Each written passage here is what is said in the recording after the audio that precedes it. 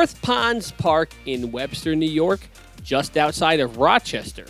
It is a par 27, 1,894 feet, in of a baskets, natural tees, and it's a really beginner-friendly course.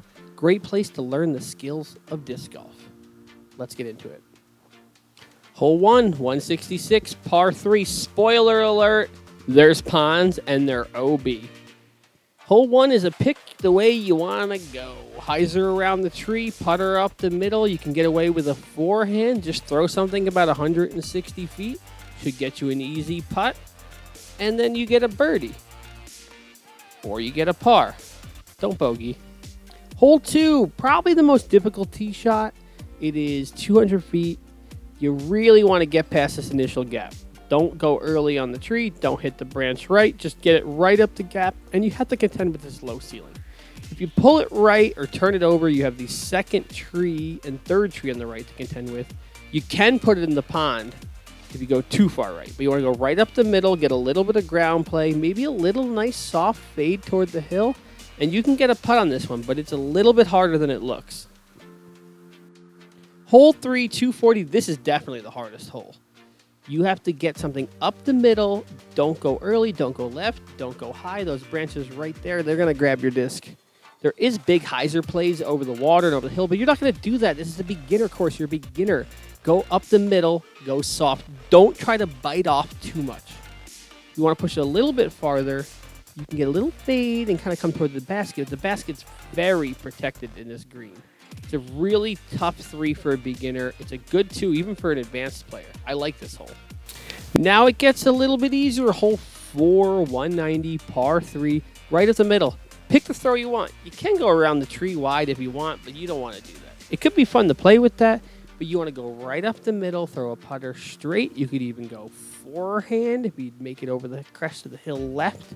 Just throw something at it. Give yourself a chance to get a putt. Take a breath. This is a lot easier than 2 or 3. 4 is a hole you should get. It's worth warning, it gets windy here sometimes, and it really comes into play here on hole 5, 215, par 3. You kind of want to go on a hyzer incoming from the left or the right. You want it to dig. The drone's going to go high here and show the baskets up on this pyramid. If you go long or left or right, you get screwed.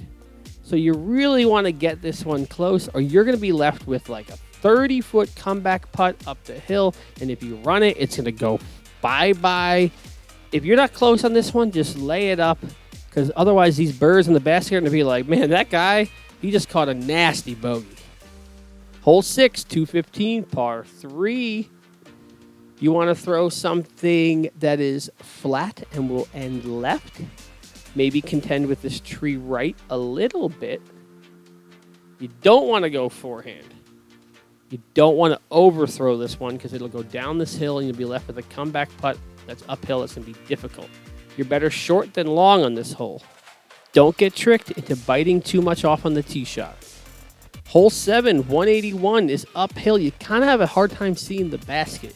Another shot you want to come in on hyzer. So go backhand out wide right or forehand out wide left. Get up on top of the hill and dig in. But be very cautious of the crosswind because it could really bite you on this hole.